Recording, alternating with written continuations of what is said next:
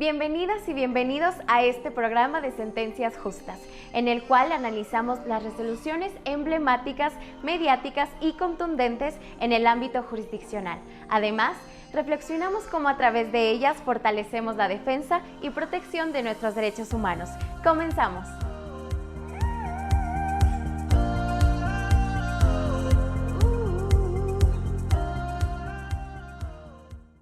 Bienvenidas y bienvenidos a este programa Sentencias Justas, reflexiones de las y los juzgadores federales. Soy el juez de distrito Iván Alonso Ferreira Hernández, integrante del Poder Judicial de la Federación y de la JUFET. Nuevamente agradeciendo la idea original de este programa al señor magistrado Froilán Muñoz Alvarado, director nacional de la Asociación de Juzgadoras y Juzgadores Federales, JUFET. También, desde luego, la colaboración muy importante tanto de la maestra Mirna García Morón como de su equipo de trabajo para concretizar este programa. También, desde luego, la Universidad Autónoma del Estado de México por su colaboración. A ustedes presentes el día de hoy como auditorio les agradecemos su presencia. A los que nos siguen en redes también, muchas gracias por acompañarnos. El día de hoy está con nosotros una magistrada muy conocida y sobre todo también muy famosa en el ámbito académico y también de protección de derechos fundamentales. Magistrada Julia María del Carmen García González, muchas gracias por estar en esta audiencia. Bien, la magistrada tiene un perfil académico, judicial, profesional muy amplio. Ella es realmente es desde luego integrante del propio primer tribunal colegiado en materia administrativa del segundo circuito, que se ubica en Naucalpan de Juárez, en el Estado de México. Ella tiene diferentes posgrados, cursos, es realmente una mujer emblemática en protección de derechos de igualdad de las personas y sobre todo de perspectiva de género. Podría yo dar mayor referencia en cuanto a su semblanza correspondiente, pero desde luego es importante escucharla. Entonces, corre video de la semblanza, por favor.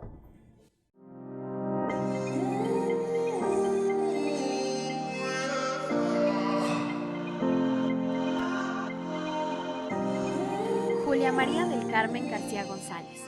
Es maestra en Derecho Constitucional y Derechos Humanos por la Universidad Panamericana. Es licenciada en Derecho por la Universidad Autónoma del Estado de México. Es especialista en argumentación jurídica por la Universidad de Alicante, España. Ha participado en diversos seminarios y diplomados en el Instituto Tecnológico Autónomo de México, la Universidad Iberoamericana, el Instituto de la Judicatura Federal, la Casa de la Cultura Jurídica de la Suprema Corte de Justicia de la Nación, entre otros. Es conferencista nacional e internacional en temas de derecho constitucional, derechos humanos y perspectiva de género.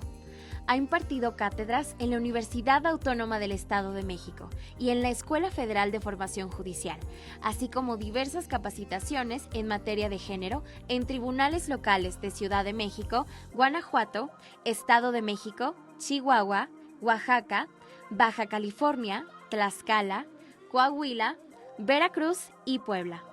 En 2009 fue designada magistrada de circuito, al resultar ganadora del tercer concurso de oposición libre para la designación de magistradas y magistrados de circuito, cargo que actualmente desempeña, adscrita al primer tribunal colegiado en materia administrativa del segundo circuito, con residencia en Naucalpan de Juárez. Fue presidenta de la Asociación Mexicana de Juzgadoras, AC, y actualmente es directora nacional de género en la Asociación Nacional de Magistrados de Circuito y Jueces de Distrito del Poder Judicial de la Federación, JUFET.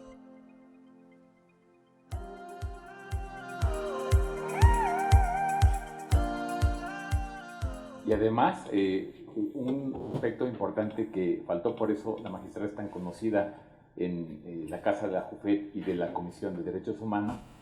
Ella es, como lo saben, la conductora del podcast titulado ¿Qué onda con tus derechos?, que ha sido todo un éxito porque es la narrativa de los 29 artículos constitucionales a través de los juzgadoras y magistrados federales que narran precisamente esta connotación de los artículos constitucionales en referencia.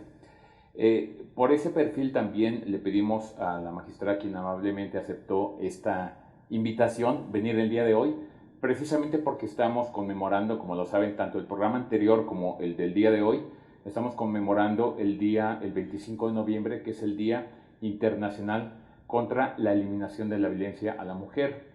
Como saben, en su momento las hermanas Mirabal, que fueron asesinadas de manera brutal por el régimen dominicano, por el propio dictador Leónidas, eventualmente ellas fueron un ícono, una memoria para todas las mujeres, porque ellas solamente estaban buscando defender ideología de igualdad de mujeres. Ese panorama fue bastante mal apreciado por el dictador y ordenó que las asesinaran, y la Asamblea General de Naciones Unidas, como lo sabemos, decretó desde 1999 el 25 de noviembre Día Internacional de la Eliminación de la Violencia contra la Mujer. Y el día de hoy vamos a tener desde luego una resolución de esta naturaleza. Para poder contextualizar, tiene que ver con un perito o una perita de la propia Fiscalía General de la República. Es una mujer, eventualmente, para dar un contexto, la Fiscalía General de la República tiene dos sistemas: el especializado, que son las fiscalías especializadas, como la FEMDO, como la FEDE, que es de delitos electorales, entre otras más, y un sistema desconcentrado, que quiere decir que es por delegaciones, está en todo el país. Es usual que puedan rotar a los servidores públicos de un lugar a otro por razón precisamente de las necesidades del servicio. Esto es algo muy importante porque la propia fiscalía de repente necesita algún tipo de perfil en un lugar y otro. El problema es cuando ya esta rotación es malintencionada a partir precisamente de un movimiento que sea no solamente discriminatorio, sino además violento contra una mujer, que se le indicó que en 48 horas debía cambiar de Toluca a Ciudad Juárez, con todo lo que era su propia residencia, con su hija de muy corta edad, siendo madre soltera y sobre todo sin tener los medios económicos para hacer un gasto de un traslado tan grande, con todo y muebles al respecto. Pero para poder concretizar un poco este tema en particular, vamos a proyectar el video temático para explicarnos un poco mejor, y le daremos desde luego después el uso de la voz a la señora magistrada para que nos explique las razones de su propia resolución. Entonces, corre video, por favor. En noviembre de 2012, una servidora pública ingresó a trabajar a la entonces Procuraduría General de la República, en el sector central de la Ciudad de México, como perita en balística. En febrero del 2017, el titular de la Coordinación de Servicios Periciales determinó asignarla a la Coordinación Estatal de Servicios Periciales en el Estado de México, bajo las órdenes de Manuel N., quien sería su jefe inmediato. Después de 8 meses de laboral en dicha coordinación, la servidora pública presentó una denuncia ante la Fiscalía Especial para los Delitos de Violencia contra las Mujeres y Trata de Personas, contra su jefe inmediato Manuel N., por delitos relacionados con trato inhumano, burla y discriminación hacia su persona.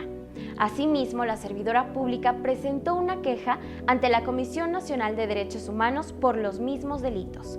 Con este antecedente, en abril del 2021, Manuel N. ordenó el cambio de adscripción de la servidora pública a la Delegación de Chihuahua, específicamente a Ciudad Juárez, bajo el argumento de que era necesaria la redistribución del personal. En esta orden le instruía presentarse a su nuevo puesto de trabajo en 2 días, debiendo entregar todos los asuntos que tenía a su cargo en la coordinación, y en caso de no cumplir el mandato, su conducta se calificaría como una falta administrativa. Ante estos hechos, la servidora pública decidió promover un juicio de amparo, que fue admitido, pero el secretario en funciones resolvió sobreseer. Un dato: sobreseer significa no analizar el fondo de la petición por haber un obstáculo que lo impide, bajo los siguientes argumentos. 1. Estaba justificado el cambio de adscripción para eficientar el trabajo de la delegación. 2. No se demostró que el cambio de adscripción afectara sus derechos laborales, su estabilidad en el empleo y mucho menos su situación patrimonial.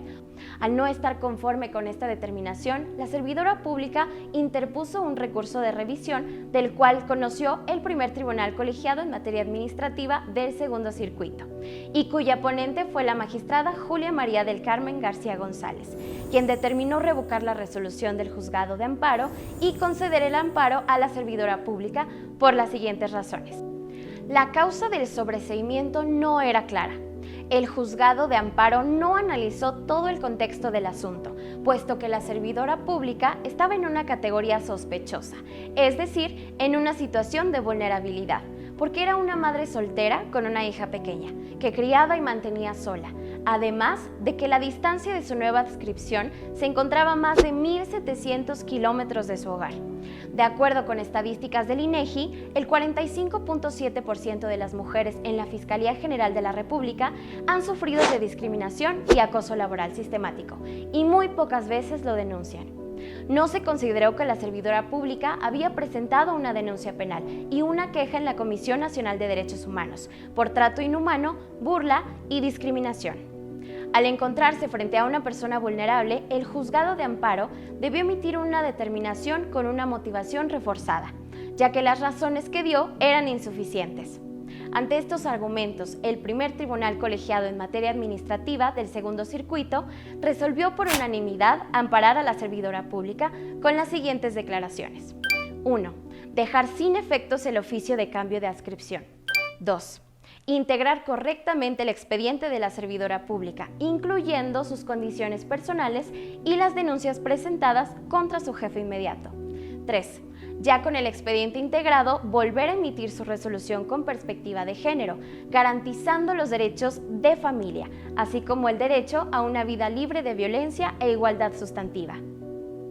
Ante este panorama y dada la relevancia del tema, la magistrada Julia María del Carmen García González explicará las consideraciones de su resolución. Magistrada, nos encantaría escuchar las consideraciones de su determinación, por favor. Muchas gracias. Bueno, pues desde luego, lo primero que tengo que hacer es agradecer la generosa invitación del juez Iván Seferín. Además, desde luego, la anfitrionía, la generosidad siempre de la Comisión de Derechos Humanos del Estado de México, particularmente de quienes hoy nos hacen favor de acompañarnos.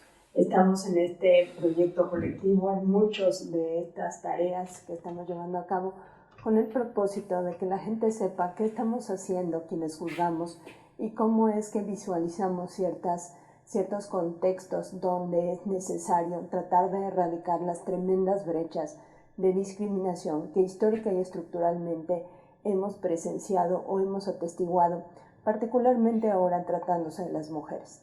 Ya lo explicaba el juez Iván Seferín, el mes de noviembre, concretamente el día 25, es una fecha emblemática para llamar la atención de todas y todos acerca de este que es un fenómeno que lamentablemente se repite en el mundo. No solo es privativo de México, sino que es una cultura donde no denunciamos la violencia que existe contra las mujeres, esa violencia de género que tiene un impacto diferenciado y específico contra las niñas, contra las mujeres, contra aquellas que además están en alguna situación que las pone en una situación todavía más vulnerable. Me refiero a los diversos rubros prohibidos de discriminación que pueden intersectarse en una sola persona y que ameritan entonces que hagamos los ajustes razonables cuando, por ejemplo, decidimos un caso concreto haciendo uso, por ejemplo, de la perspectiva de derechos humanos y particularmente de la perspectiva de género. Quiero hacer algunas acotaciones en relación con la información que ya nos hicieron favor de exponer y quiero ampliarla un poco para que todas y todos tengamos un panorama más amplio acerca de estas problemáticas. De entrada, en los tribunales colegiados las decisiones las tomamos al menos por mayoría, somos órganos colegiados, esto es, estamos integrados por 3 personas, de modo que quien es ponente hace una propuesta y esta propuesta es avalada o rechazada por la mayoría o por el pleno del órgano colegiado. Así que, desde luego, la propuesta fue de la ponencia la suscrita, pero en realidad fue una decisión colegiada donde quienes integramos el tribunal en ese momento decidimos por unanimidad que estas debían ser las razones para conceder la protección constitucional. Como ya escuchamos, y esto es interesantísimo, vamos a ponerle, como lo hizo en la ocasión anterior la magistrada Taisia, vamos a ponerle nombre a nuestra quejosa. Nuestra quejosa es una mujer que desde 2012, Gloria la vamos a llamar, desde 2012 ingresó a trabajar en lo que era la Procuraduría General de la República, en ciertas condiciones, con un horario de trabajo, con un salario, con ciertas cargas laborales, etc. Resulta que a raíz de algunos cambios internos, en 2017, ella presenta una denuncia contra su superior jerárquico inmediato, quien era titular precisamente de la Coordinación Estatal de Servicios Periciales de la entonces Procuraduría General de la República. Esta denuncia la presenta tanto ante el órgano interno de control y de las autoridades competentes como de la Comisión Nacional de Derechos Humanos. Destaca que en el propio expediente no obra el resultado de qué fue lo que pasó con esas denuncias. Esto es importante y ahora mismo voy a explicar por qué. Posteriormente, en el año 2021, ya escuchamos, se le hace saber que ha sido rotada, que será cambiada de adscripción. Es una decisión repentina de la autoridad y únicamente la justifica o trata de respaldarla con razones que cabrían en la mayoría de los casos. Pensemos en estos casos donde hay necesidad de redistribuir al personal, se advierte la incidencia delictiva, se advierten que se han incrementado ciertos asentamientos humanos y el nivel poblacional, y a partir de estas razones es que la autoridad le indica que tiene a partir de determinada fecha para presentarse a laborar en su nuevo espacio o en la nueva adscripción. Cuando promueve el juicio de amparo, el secretario en funciones decreta un sobreseimiento. Aquí el sobreseimiento debemos entenderlo como se advierte una causa de improcedencia, desde luego, que da lugar al sobreseimiento. ¿Esto qué supone? Que quien juzga advirtió un obstáculo legal o un motivo de inejercitabilidad para dar trámite y para solucionar de fondo la problemática que se le estaba planteando, es decir, no hizo un pronunciamiento en cuanto a si había o no una violación de derechos de la servidora pública, sino que simplemente advirtió que había un obstáculo que se le impedía. Este obstáculo que notó o que percibió es que no había una afectación a su interés jurídico. Para hacerlo, tomó en cuenta dos jurisprudencias de la Suprema Corte de Justicia de la Nación, con criterios que datan del 2005 y de 2011, por eso es relevante que sepamos las fechas, porque son anteriores a la nueva ley de amparo, a, por ejemplo, esta visión mucho más amplia para acceder al juicio constitucional que se nos da a través del interés jurídico o del interés legítimo, que se incorpora como una figura novedosa a esta reforma, al juicio constitucional. Y entonces, estas jurisprudencias lo que decían es que las y los servidores públicos no tenían derecho a reclamar en un juicio de amparo su cambio de adscripción porque no tenían un derecho incorporado en su esfera jurídica para que tuvieran siempre la misma adscripción, es decir, no tenían un derecho de inamovilidad en el lugar a donde estaban llevando a cabo sus labores. Inconforme con ello, la quejosa promueve un recurso de revisión. Y entonces lo primero que advertimos en el recurso de revisión es que había una situación asimétrica que exigía que quienes estábamos juzgando tratáramos de hacer un ajuste razonable. Aquí permítanme hacer un paréntesis rapidísimo para explicar esto brevemente. Quienes juzgamos notamos en qué condiciones están las partes, concretamente en este caso la parte quejosa, y si advertimos que está en una situación de específica vulnerabilidad, nos toca tratar de hacer un ajuste razonable. ¿Esto qué quiere decir? Que tenemos que tratar al menos de emparejar el piso para que tenga las mejores condiciones posibles para acceder a la jurisdicción del Estado, para que no se enfrente a obstáculos, a requisitos impeditivos, exagerados, rigoristas, para que haya un pronunciamiento en cuanto al fondo. Un pronunciamiento en cuanto al fondo que supone que vamos a analizar si verdaderamente se dio o no esa violación de derechos humanos que se estaba alegando. Entonces, lo primero que advertimos es que el secretario, y voy a hablar del juzgador en términos muy amplios, el juzgador soslaya que ella no solo se dolía de una violación a esa estabilidad o a esa permanencia en determinada adscripción, que fue para lo cual aplicó estas jurisprudencias, sino que particularmente se dolía de 3 temas fundamentales. Se dolía de una violación a su derecho a acceder a una vida libre de violencia, que es un derecho sustantivo. Se dolía de una violación a su derecho a la protección a la familia, que también tenemos derecho a eso. Y se dolía de un tema de legalidad. ¿Cómo es que los fundamentos y los motivos que estaba dando la autoridad para ordenar este cambio de adscripción en realidad no atendían a su problemática concreta?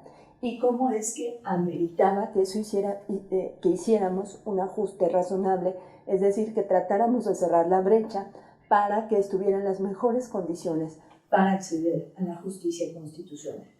Entonces, lo primero que advertimos es que eran varios los derechos humanos involucrados que ameritaban entonces hacer un escrutinio donde advirtiéramos estas circunstancias por una parte y por otra parte que quien juzga propiamente decidió el fondo del asunto, es decir, dijo que la motivación y la fundamentación que dio la autoridad eran correctas o estaban bien, cuando la propia jurisprudencia nos obliga a que en estos casos, si hay una causal de improcedencia que involucra el fondo del asunto, tenemos que preferir el análisis de fondo para constatar si verdaderamente se ocurrió o no esa violación. Entonces, desestimamos esa causa de improcedencia, examinamos otras causas de improcedencia, otros obstáculos que puso la autoridad para que no hubiera un análisis de la controversia de fondo. Y entonces la autoridad dijo, por ejemplo, que había un consentimiento por parte de la servidora pública porque cuando ella ingresó a laborar, le hicieron firmar una constancia donde ella estaba consciente de que en cualquier momento, tratándose de una dependencia federal, podía ser cambiada de adscripción y que ella había firmado su anuencia para que ello ocurriera. Sin embargo, lo que advertimos es que el hecho de que ella estuviera consciente de esa posibilidad no eximía a la autoridad de hacerle saber los fundamentos y motivos concretos por virtud de los cuales estaba tomando precisamente esa decisión que le había llevado a tomar esa determinación, y entonces, bueno, pues que ello no le eximía de la obligación precisamente de exponer, de hacer saber a la servidora pública las razones suficientes que le permitieran una adecuada defensa. Entonces, a partir de ello, se levanta el sobreseimiento, es decir, advertimos que no hay obstáculo legal para examinar el fondo del asunto y abordamos el análisis de los conceptos de violación. Cuando empezamos a examinar los conceptos de violación, lo primero que puntualizamos es que era necesario suplir la queja deficiente una vez más, pero ahora ya vinculado con los aspectos del fondo del asunto. ¿Por qué? Primero, porque había una relación de asimetría. Pensemos en la categoría, digamos, esta distinción que tradicionalmente hemos hecho de las personas empleadoras, de quienes tienen, digamos, en su poder todos los elementos, los insumos para el trabajo, y las personas trabajadoras que tradicionalmente han estado en una situación desventajosa. Sepamos, y esto es interesante que lo compartamos, que las y los policías, quienes integran, por ejemplo, las fiscalías, el servicio militar, etcétera, tienen un régimen jurídico especial. Por un lado, no forman parte, digamos, de un régimen laboral normal o habitual de una persona vinculada con su patrón, ni forman parte como tal del derecho federal burocrático, del derecho laboral burocrático. Estos grupos especiales tienen una relación sui generis con el Estado que es administrativa porque se regula por sus propias leyes. Sin embargo, la propia ley de amparo da la posibilidad de que, aun siendo esta relación regulada por el derecho administrativo, se le dé el mismo trato que a una persona trabajadora, lo que incluye, entre otras cosas, esta posibilidad de suplir su queja deficiente.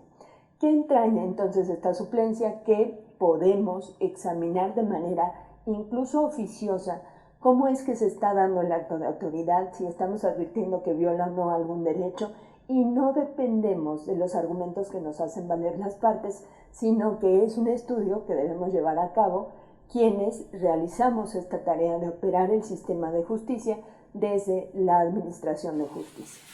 Entonces, Dejamos en claro esta premisa, pero además añadimos otra que nos pareció crucial. Este asunto tenía que resolverse con esta metodología especial que es la perspectiva de género. ¿Por qué había que atender a esa metodología? Porque esta metodología nos permite, entre otras cosas, vislumbrar estos escenarios donde hay discriminaciones, donde hay asimetrías, donde hay relaciones desiguales, y nos permite a partir de ello no solo visualizarlas y nombrarlas, sino tratar de generar condiciones para que las personas que están en esa situación desventajosa tengan, digamos, todas las posibilidades de defensa, y que los actos de autoridad encaminados a invadir su esfera jurídica sean examinados con cierto rigor, precisamente para constatar si sus derechos están siendo o no violados. A partir de esta metodología, desde luego tomando como punto de partida el protocolo actualizado que ha emitido la Suprema Corte de Justicia de la Nación, lo que hacemos es advertir en un primer momento el contexto objetivo y el contexto subjetivo en donde se da esta problemática. El contexto subjetivo, ¿a qué se refiere? Al escenario generalizado para ciertos grupos sociales. Entonces, en este contexto objetivo, ¿a dónde acudimos? Acudimos a cifras, por ejemplo, estadísticas diferenciadas que nos da el INEGI o que nos da la ENDIR en la encuesta nacional, donde se analizan las dinámicas de las relaciones en los hogares, y entonces desprendemos de estos datos algunas cifras que me parece que son particularmente significativas para que ustedes vayan apreciando cómo es necesario atender a estos contextos objetivos. Estos contextos objetivos nos muestran, por ejemplo, que cada año en este país miles de personas dejan sus trabajos por ese acoso que reciben en estos espacios laborales, pero que particularmente esto impacta de manera diferenciada y mucho más grave a las mujeres. Hay datos, según estas estadísticas, que nos revelan que son 3 veces más las mujeres que renuncian a sus trabajos por estas situaciones de acoso laboral o de moving, como le llaman. Y entonces esto nos muestra que particularmente afecta a las mujeres porque son quienes cargan con el costo del acoso que ocurre en los espacios laborales, pero no solo ellas, sino también sus redes de apoyo. Y cuando les pido que piensen en las redes de apoyo de las mujeres, ustedes podrán vislumbrar que estoy hablando de otras mujeres. Generalmente las mujeres construimos redes de apoyo unas con otras, y si yo puedo, por ejemplo, pagar que alguien me gestione el cuidado o que alguien me ayude con la crianza de hijos e hijas, generalmente es otra mujer quien va a hacer esa labor, pero esa mujer que también tiene que hacerse cargo de esas labores de crianza y de cuidado, ¿de quién se apoya? De otras mujeres, ¿no? De su red de apoyo, de la mamá, de la tía, de alguna mujer cercana que le apoya para llevar a cabo todas estas labores. Entonces, volviendo a los espacios laborales, destaca que particularmente las dependencias públicas son el lugar donde más del 22% de las mujeres dice haber sufrido algún escenario o algún acto de violencia de género. Aquí otro dato relevantísimo para entender estas dinámicas es donde nos dicen las cifras, la frialdad de los números, nos dice que 9 de cada 10 mujeres no piden ayuda cuando se enfrentan a estas violencias. Solo el 5% de ellas presenta una queja o una denuncia, y solo 2.3% sabe a qué institución acudir buscando apoyo en estos escenarios. Es decir, las mujeres no denunciamos estos escenarios tremendamente violentos. Ahora, esto además nos revela, tratándose desde luego de las instituciones públicas, que las dependencias no lidian con estos impactos, es decir, parecería que no les importa poner orden, parecería que es algo que podemos tolerar porque no pasa nada. Y entonces sepan que está también documentado por qué las mujeres no denunciamos este tipo de conductas que resentimos y que desde luego nos afectan nuestra estima, nuestra autoestima. y nos afecta en la forma en que nos desempeñamos y nos afecta en la posibilidad de ascender si es que buscamos algún ascenso en alguna carrera meritocrática, y son 3 los resultados que nos dan estas cifras. Uno es que normalizamos la violencia, pensamos que es algo sin importancia. El segundo es la estigmatización de las víctimas. Resulta que, si ustedes han tenido algún acercamiento con estos temas de género, fíjense que a mí me gusta siempre hacer este símil para mostrar que cuando para la misma conducta tenemos reproches sociales distintos o respuestas sociales distintas, es muy probable que en el fondo esté la discriminación. Porque, por ejemplo, un hombre que llega y da un manotazo y pega de gritos en una oficina o en una dependencia, lo percibimos como un hombre convencido, como un hombre lleno de convicciones, como un hombre que sabe imponer su autoridad, como un hombre que toma las decisiones difíciles, y socialmente a las mujeres que tienen ese tipo de conductas las percibimos como las conflictivas, las locas intensas, las que no las atienden bien en su casa y cualquier otra cantidad de epítetos o de descalificaciones que hacemos para las mujeres en este tipo de circunstancias. ¿Esto qué quiere decir? Que entonces se nos revictimiza porque parecería que yo, que fui la víctima de la situación violenta, del episodio violento, parecería que soy yo quien lo estoy propiciando, ¿no? A lo mejor yo lo provoqué porque no tenía las cosas ordenadas, porque no obedecía a la primera, porque no tenía los clips y las hojas tal como me dio la indicación el jefe, y entonces yo estoy generando la violencia, y esto no tiene ninguna base. Por el contrario, lo que se busca entonces es estigmatizar a las víctimas, es decir, ignorarlas, es decir, hacerlas sentir menos, que ellas no se sientan valiosas, que son exageradas, que están locas, que se lo imaginan, y cualquier otra cantidad de estos micromachismos que en realidad no son micro y que están ahí y que son el caldo de cultivo para que otras violencias de otro tipo crezcan y lleguen a niveles que nos tienen, donde nos tienen, lamentablemente. Finalmente, el tercer factor por el cual las mujeres no denuncian es la desconfianza en las autoridades. ¿Para qué denuncio si me voy a enfrentar a una tremenda violencia institucional? Y esta violencia institucional la podemos advertir cuando acudimos a formular una denuncia y nadie me hace caso, o me dicen que soy una exagerada, que mejor me vaya a mi casa y que seguro no vuelva a pasar, o que aguante tantito al fin que ni me pegó, o ni me violó, o ni me medio mató, para que verdaderamente se note la violencia. Y entonces, en esta desconfianza que tenemos hacia las autoridades, reflejada en los números que les estoy dando, pues advertimos cuál es el contexto generalizado para las mujeres en los espacios laborales. Vean qué interesante es que sepamos, que acudamos entonces a este universo amplísimo de cómo se dan las relaciones para las mujeres, cómo nos afecta de manera desproporcionada y diferenciada. Y entonces, una vez que tenemos claro ese panorama objetivo, ese universo de posibilidades, constatamos lo que pasa concretamente con esta mujer trabajadora. Y entonces, de esta mujer trabajadora notamos que ella se hace sola cargo de la crianza de una pequeña de 8 años, que ella ya había denunciado diversos escenarios de discriminación, de violencia, de burlas, de hostigamiento por parte de su titular, y que a pesar de ello nadie hizo caso de sus denuncias, o por lo menos con lo que teníamos documentado en el expediente no se había siquiera advertido que le hubieran dado seguimiento a alguno de los hechos que denunció.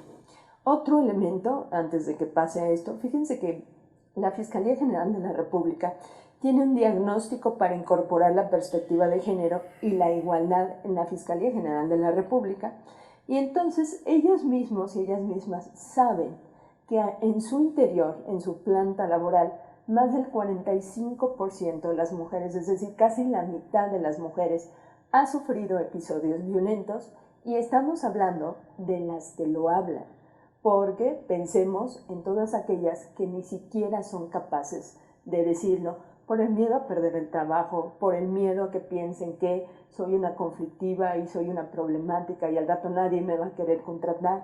Y entonces, ¿cómo es que vamos construyendo esas barreras mentales alrededor de las mujeres para que no accedan a una vida libre de violencia? A partir de todas estas circunstancias, insisto, empezamos a notar si el caso de esta mujer podía o no ubicarse en este universo del que les estoy hablando. Y entonces hablamos de una mujer adulta, trabajadora. ¿Esto qué quiere decir? Que hay una relación de asimetría. Siempre hay relaciones que de suyo nos hablan de ciertas asimetrías. ¿Por qué?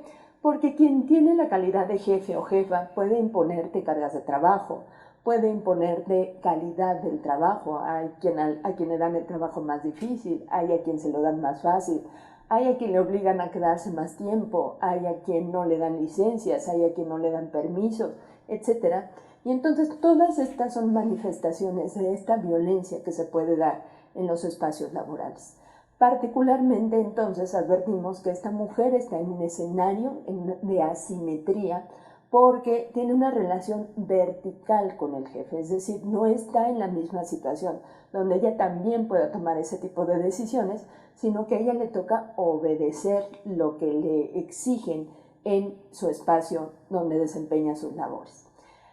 A partir de ello, entonces, empezamos a desmenuzar los hechos del caso y notamos que no es un cambio que pueda ser poco significativo para ella.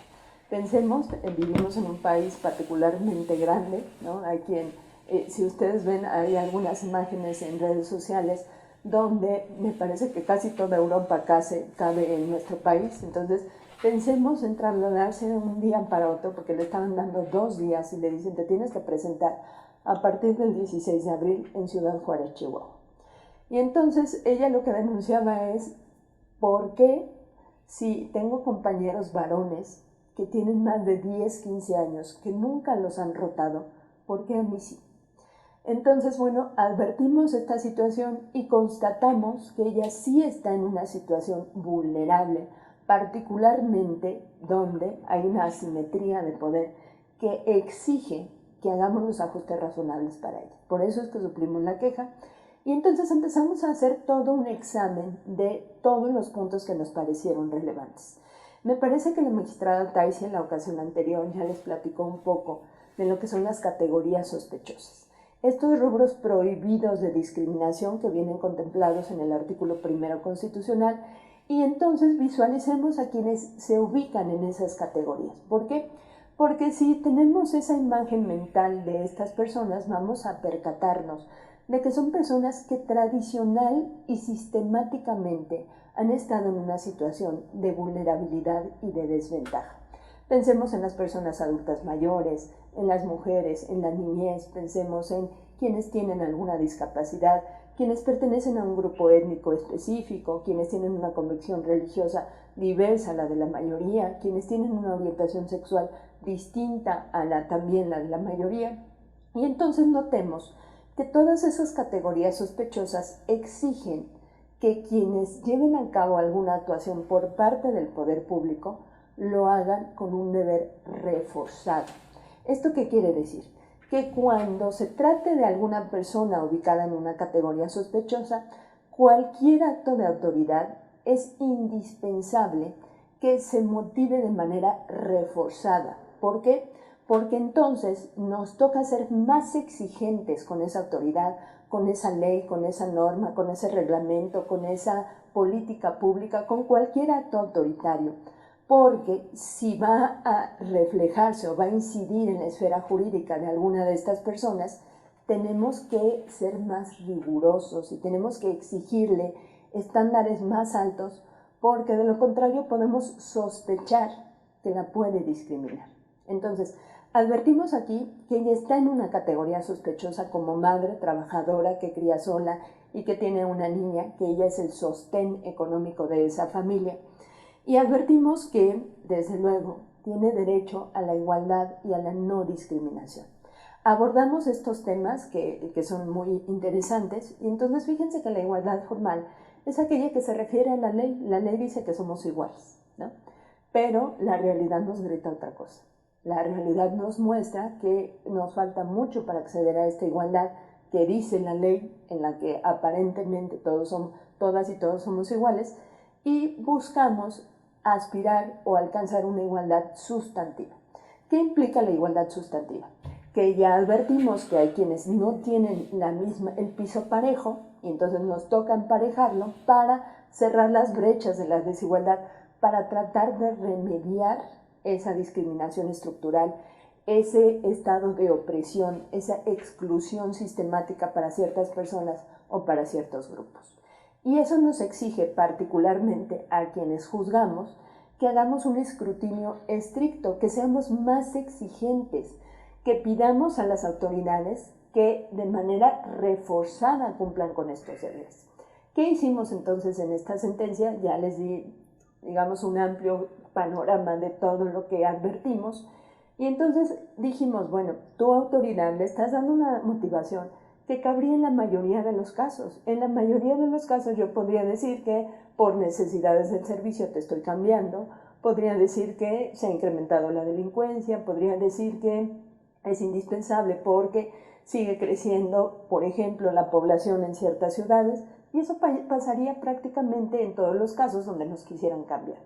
Entonces, lo que advertimos es que había una violación a todos estos derechos, particularmente destacando que ella tiene derecho a una vida libre de violencia, a que esa violencia se investigue con seriedad, a que el Estado se tome, con todo el deber de diligencia, su deber precisamente de constituirse como garante para ella y garantizarle un espacio laboral libre de violencia.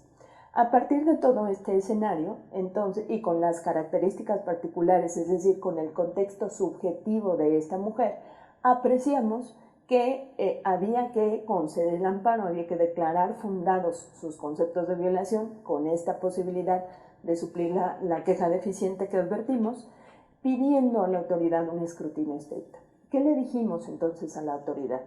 Le dijimos que desde luego puede cambiar la adscripción, esa es una posibilidad que siempre está latente para quienes desempeñamos ciertos cargos públicos, sobre todo a nivel federal, que hay siempre ese escenario posible, pero lo que le dijimos es que si ella estaba en una categoría sospechosa, y le explicamos por qué, entonces tenía un deber reforzado, de modo que si quería cambiar la adscripción, tenía que emitir un nuevo acto, o sea, dando la posibilidad, porque tampoco desconocemos que estas dependencias pues requieren, ¿no?, de un personal activo con esa disposición de repente de estar en algún lugar y luego en otro, por la naturaleza de sus funciones que son trascendentísimas. Pero acá lo relevante es que si ella estaba en una categoría sospechosa, es indispensable entonces que la autoridad le dé motivos o razones o que le explique por qué la va a cambiar la adscripción, pero que lo haga de una manera reforzada. Y entonces le indicamos que tenía que explicarle por qué ella y no sus compañeros varones, pero además por qué dentro de esa posibilidad de cambiarle la adscripción había decidido cambiarla precisamente a Ciudad Juárez y no a otro lugar tal vez más cercano, y por qué eran sus condiciones particulares las que mejor la hacían, digamos, la candidata idónea para ese cambio de adscripción, porque ella y no cualquier otra persona, sobre todo cuando ella denunció que tenía compañeros varones que tenían 10 o 15 años sin ser removidos o cambiados de adscripción y no habían sido molestados en lo absoluto. A la par, también exigimos de la autoridad, en este deber de escrutinio reforzado o estricto, le exigimos que examinara, que investigara, que dilucidara qué había pasado con esas denuncias, precisamente porque es muy probable que en ese escenario, en ese contexto objetivo del que ya me referí previamente, que ella sea, una cifra más en esa dolorosa estadística de la violencia de género. Y entonces, para tener absoluta seguridad de que el Estado estaba actuando con la diligencia debida, era indispensable también que se investigaran sus denuncias. Así como la estaban cambiando a ella la adscripción, ella tenía derecho a que el Estado investigara esas violaciones que estaba denunciando y que tomaran las medidas pertinentes, no solo para reparar sus derechos, si es que hubieran sido violados, sino también y de manera particular para que se le garantizara que no iban a repetirse las violaciones. Recordemos que entre otros deberes de las autoridades está el deber de reparar las violaciones a los derechos que ya ocurrieron, pero también la de garantizar la no repetición de esas conductas que han sido violatorias de mis derechos. A partir de todo este escenario es que concedemos el amparo a la quejosa, precisamente para que sea la autoridad la que juste precio, la que valore todas estas circunstancias y que le permitan entonces tomar una decisión, insisto, que no desconoce la potestad que tiene la Fiscalía General de la República para cambiar de adscripción a sus servidoras y servidores públicos, pero que a la par toma en cuenta las características particulares de esta mujer, donde valoramos estos escenarios y cómo razonablemente ella era una cifra más de estas macrocifras donde seguimos atestiguando incrementos tremendos de la violencia de género en todos los espacios, particularmente en los espacios laborales. Debo hacer mención, desde luego, que atendimos al protocolo actualizado para juzgar con perspectiva de género, pero esta es una problemática que presenta tantos matices y que tiene tantas facetas que ahora la Suprema Corte está sacando protocolos especializados en materia de perspectiva de género, de modo que ya hay uno para espacios laborales, hay otro para temas penales, y entonces vamos a ir viendo cómo es que esto va requiriendo, digamos, un análisis más concienzudo, donde detectemos si hay o no esas asimetrías, y cómo es que entonces estamos llamadas y llamados a recaracterizar el derecho. Es decir, no podemos seguir resolviendo los asuntos, y esto apenas, juez Iván, te lo cuento porque seguramente todas y todos por acá tenemos ya la obligación de tomar algunos cursos, ya son vinculatorios para quienes administramos justicia en el Poder Judicial de la Federación. Y entonces, fíjense que en estos cursos lo que nos han estado enseñando es que el derecho hay que empezar a recaracterizarlo. Ya de repente no nos sirve aquella vieja ecuación, aquel viejo silogismo de una premisa mayor, que generalmente era la norma jurídica, de una premisa menor, que tengo un hecho, y lo único que hago, o parecería que lo único que hago, es hacer un ejercicio de subsunción, de si estos hechos se ubican o no en esta norma, y si ameritan o no la consecuencia jurídica que se da para quien no atiende, para quien no cumple la norma. Acá, digamos, el llamado es a recaracterizar el derecho, a darnos cuenta de a quiénes estamos juzgando, en qué condiciones, en qué contextos, si están o no atravesados por una o más categorías de opresión, si están o no atravesadas las personas por estas categorías sospechosas, si en una sola persona se intersecan, es decir, si se cruzan algunos otros rubros que hacen todavía a las personas más vulnerables, y a partir de ello tratar de generar los equilibrios para pues que accedan de mejor manera a la protección real y efectiva de sus derechos humanos. Un poco de esto va esta sentencia. Muchas gracias, magistrada. Yo tengo una pregunta, podría ser muy directa. Cuando, según la sentencia, es una perita, una mujer que estuvo en la Ciudad de México sin ningún problema. La cambian al Estado de México y es cuando empieza el moving, lo que usted mencionaba, o el acoso laboral contra la persona. Ella denuncia estos hechos y entonces, de manera curiosa, poco después, la cambian a Ciudad Juárez. Para que se haga un cambio en la Fiscalía, en la ahora Fiscalía General de la República, no basta que el superior jerárquico realice la propuesta, tiene que ser avalado por un superior todavía arriba de él. Entonces, cuando no se investigan sus denuncias por moving, por acoso laboral, pero además se puede notar que ordenan su cambio en contrapartida con otros varones que tienen más tiempo, ¿podríamos hablar de una violencia institucional contra una mujer, en este caso? ¿O leer entre líneas esta cuestión? Pues a mí me parece que sí, ¿no? Razonablemente, por eso les decía, atendemos a estos contextos, porque recordemos que hay conductas que es muy difícil probarlas, ¿no? Y entonces lo único que podemos hacer es empezar a adminicular ciertos indicios para precisamente llegar a una conclusión objetiva y razonable.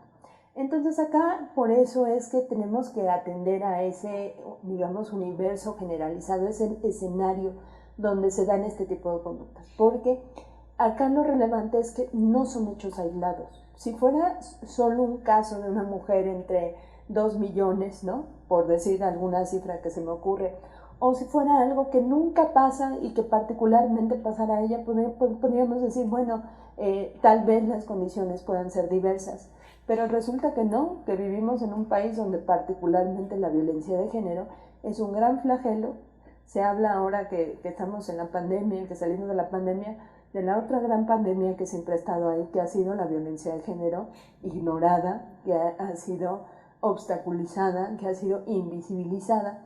Y acá me parece que sí tiene toda la pertinencia hablar de la violencia institucional, porque este particular tipo de violencia puede darse desde múltiples formas, digamos, de cometer o de desplegar las conductas. El Estado puede ser violento por acción, pero puede ser violento por omisión, ¿no? Esa negligencia, ese desdén, esa indiferencia para investigar los hechos que nos están generando estos espacios de tremenda violencia. Lamentablemente, Iván, y todas y todos hemos atestiguado las noticias donde van las mujeres y denuncian y resulta que nadie les hace caso. Y a la postre se vuelven a encontrar a la expareja violenta o en el trabajo llega un momento que ya no aguantan y renuncian. Y entonces, ¿no? Hay quien dice, ya que más quieren, si el escenario está parejo, si ya podemos acceder a los mismos trabajos, a los mismos espacios de toma de decisiones, y en realidad ignoran toda esta, que es una realidad palpable. Entonces, cuando la autoridad no investiga con diligencia, cuando no pone especial cuidado, cuando ni siquiera nota estas realidades, porque son realidades que muchas mujeres vivimos en múltiples escenarios, y entonces el hecho de que el Estado las ignore, el hecho de que el Estado no las atienda, que digan que exageradas, ¿no? Vean, y yo les invito siempre a que pensemos en estos escenarios donde salen las feministas a marchar y resulta que esas no son las formas, pero cuando y las formas son que el Estado ponga toda la policía a cuidar al monumento y que el día que tú vas y denuncias cualquier expresión de violencia para ese día, no hay quien te reciba la denuncia, ya se están cambiando de turno, no hay un solo policía, una sola policía que te atienda, las llamadas nadie te las toma, etc. Todo esto es violencia institucional, toda esta es la indiferencia del Estado para garantizarnos, y aquí hablamos de violencia institucional particularmente porque el Estado tiene una posición de garante, porque el Estado tiene deberes claros que tendría que estar cumpliendo en relación con los escenarios de la violencia de género. Solo por darles el dato, y siempre me gusta abundar en este tema, porque parecería que este tema se trata de una concesión graciosa, que se puso de moda, que alguien nos dijo, ahí vamos a incorporar estos temas de las mujeres para que ya se estén tranquilas y ya no echen pleito. Pero resulta, fíjense, que este país suscribió, entre otros compromisos internacionales, la Convención Belén do Pará.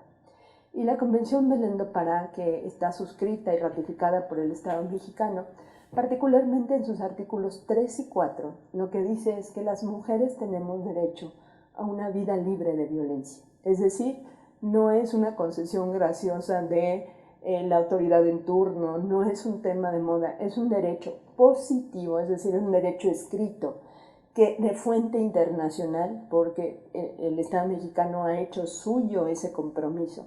Y entonces tenemos un derecho, pero además, fíjense, es un derecho subjetivo público. ¿Esto qué quiere decir? Que hay quien es titular, las mujeres somos titulares de ese derecho, de acceder a una vida libre de violencias, pero además tenemos a quien exigirle un resultado, que es al Estado. Entonces el Estado no es si quiere, no es si le parece bien, no es si se puso de moda, tiene un deber ineludible de generar las condiciones para que esto sea una realidad, para que las mujeres tengamos acceso pleno a una vida libre de violencia. Hace un rato comentábamos, juez Iván, que me gusta darles estas cifras para que entre que se espanten y reaccionemos todas y todos. Según las cifras que nos dan quienes se dedican a estos temas, Fíjense que somos poco más de la mitad de la población en este país, es decir, las mujeres somos la única mayoría que estamos en una situación desventajosa, en una condición especial de vulnerabilidad. Y entonces somos poco más de 60 millones de mujeres en este país, de modo que si 2 de cada 3 hemos sufrido algún tipo de violencia, estamos hablando de violencia contra 40 millones de mujeres en este país. De ese tamaño es la magnitud del problema del que hablamos.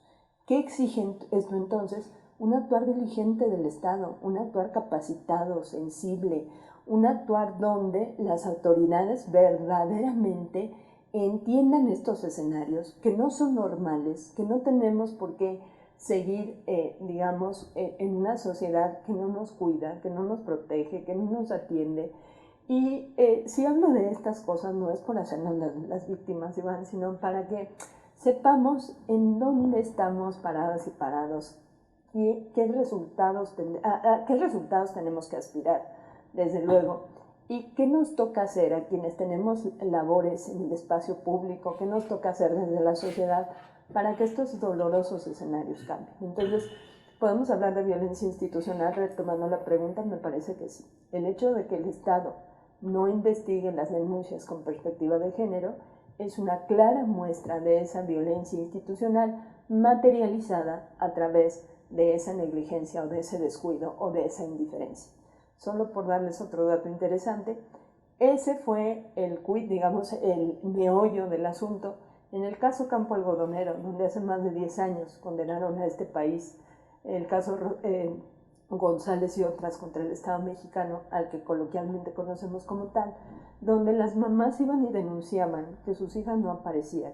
Y la respuesta del Estado era: señora, seguramente anda de loca y se fue de volada y se fue con el novio, ¿para qué la buscamos?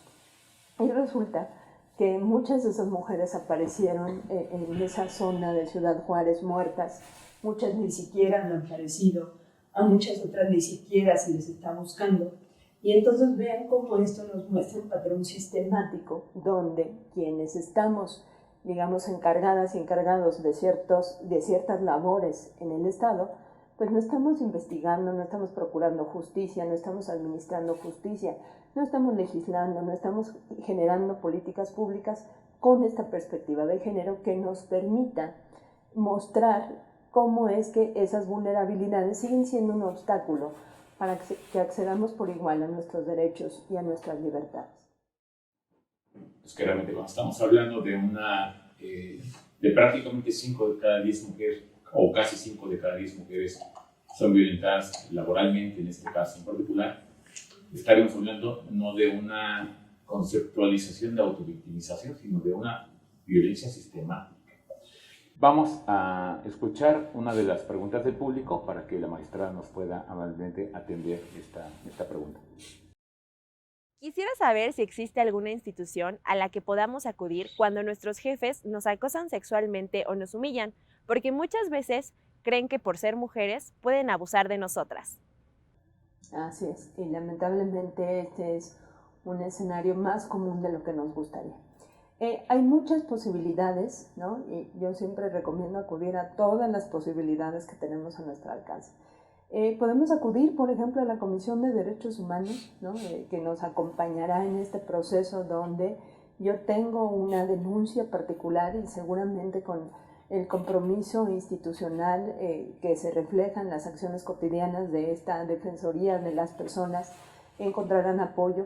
Pero no solo aquí, sino que además, por ejemplo, si se trata de dependencias públicas, hay órganos de control interno, donde cada dependencia tiene alguna autoridad encargada, de su autovigilancia, de su autotutela, de cómo es que constatan que el servicio público se lleva a cabo con ciertos estándares de calidad, que se ajustan a los principios constitucionales del servicio público, la legalidad, la lealtad, la honradez, la imparcialidad, la eficiencia en el servicio público, el respeto a los derechos humanos. Entonces hay órganos de control interno, está la Comisión de Derechos Humanos, están las fiscalías, dependiendo de qué autoridad se trate. Si se trata de una autoridad local, pues está la Fiscalía Local, con, todas las dependencias o todas las oficinas que tiene a lo largo de la entidad.